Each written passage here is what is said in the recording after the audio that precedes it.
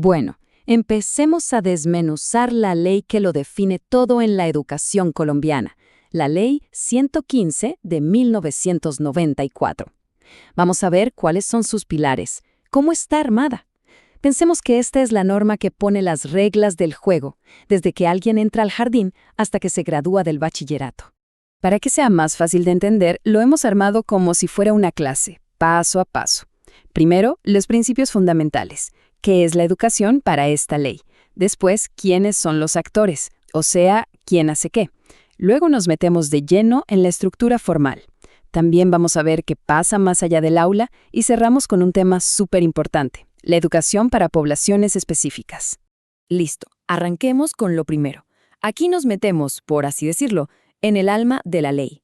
La pregunta clave es, ¿qué entiende la ley por educación? Y sobre todo, ¿cuáles son sus grandes metas, no solo para una persona, sino para todo el país?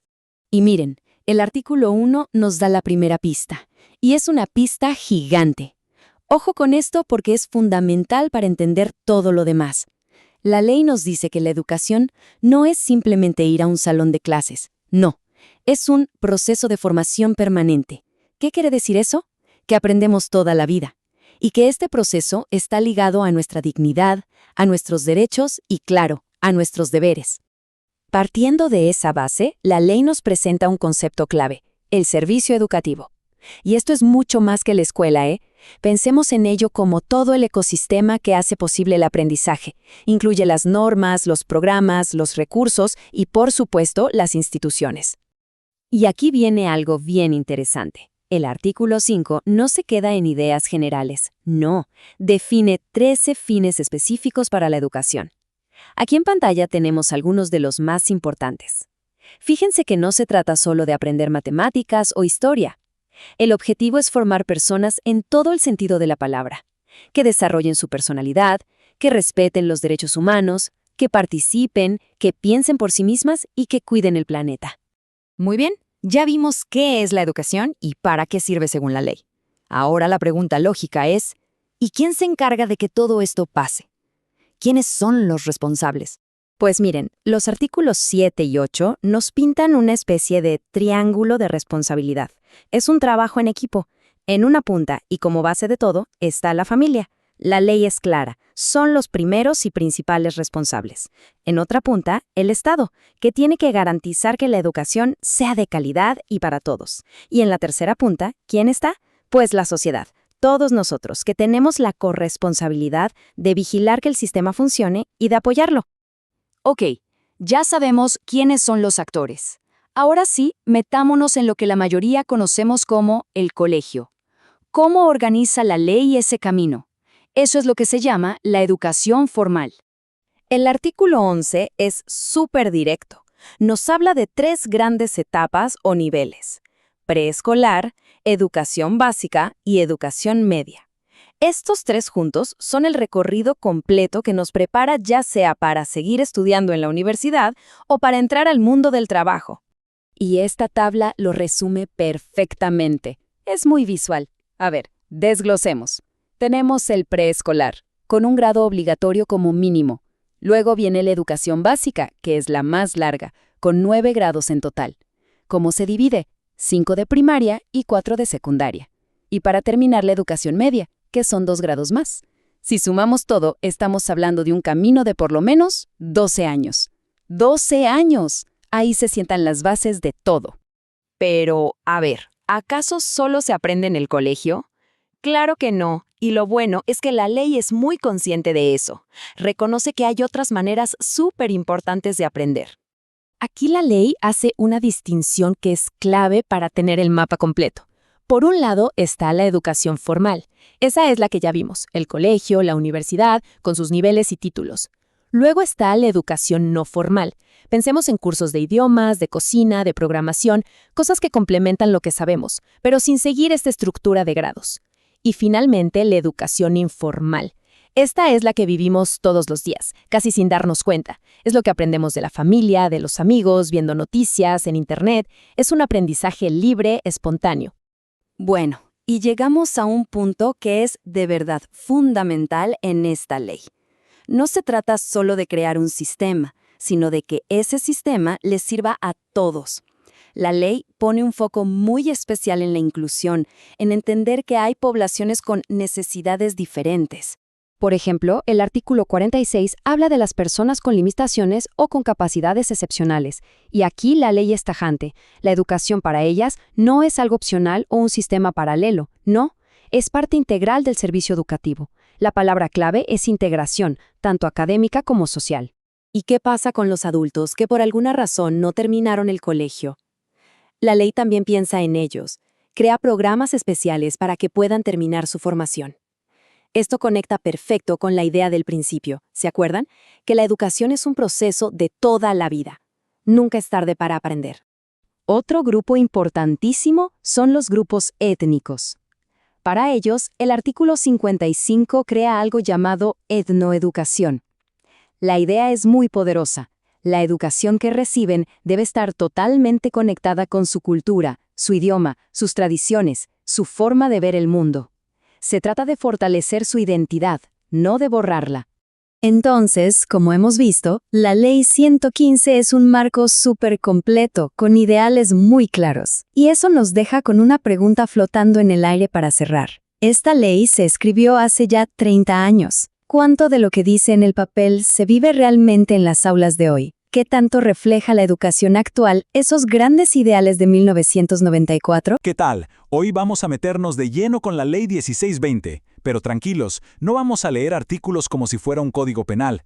Vamos a verla como lo que es, una verdadera caja de herramientas para el día a día en el colegio. La idea es pasar de la teoría a la práctica. Y para empezar, vamos directo al grano con una situación que tristemente a muchos nos sonará familiar. Un estudiante se nos acerca, nos muestra su celular y nos cuenta que lo están acosando por redes. La situación es tensa, hay que actuar rápido, pero sobre todo, actuar bien. ¿Qué es lo primero que se debe hacer? Y aquí, ojo, está el punto central. El corazón nos puede decir muchas cosas, y claro que queremos ayudar, pero en el entorno escolar, nuestra guía principal no puede ser solo la intuición.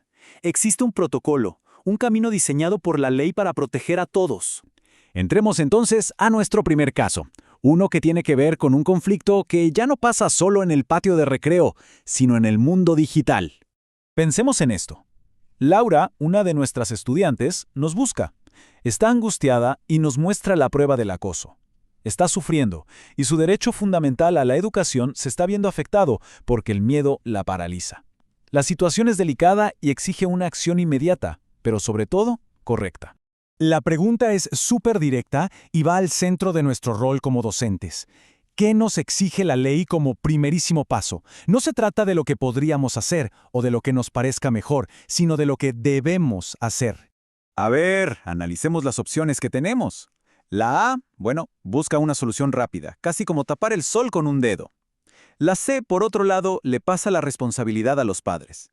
Y la B sugiere activar un canal institucional. ¿Cuál de estas tres realmente cumple con la norma y protege a Laura como se debe? Ahora sí, vamos a desmenuzar la respuesta. No solo vamos a ver cuál es la correcta, sino también por qué las otras, aunque puedan parecer lógicas a primera vista, no son el paso a seguir.